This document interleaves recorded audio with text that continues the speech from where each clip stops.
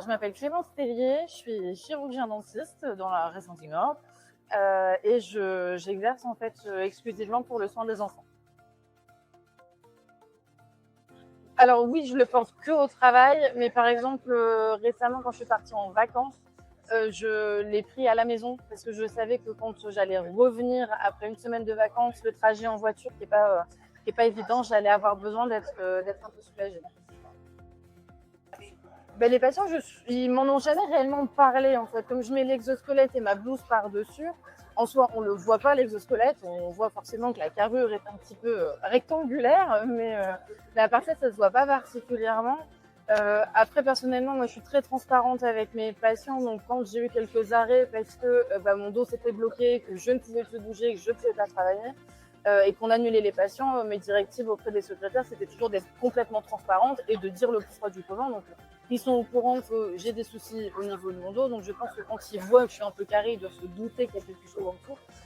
Après, la bienséance fait qu'ils ne vont pas me faire la réflexion directement.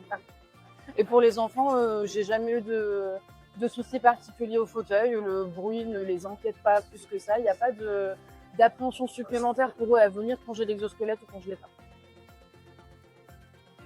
Il y a beaucoup moins d'arrêts, moins de douleurs au travail. Après, l'exosquelette, je le porte que dans le cadre de mon exercice. Et là, les douleurs sont toujours présentes, mais dans un autre contexte plus personnel.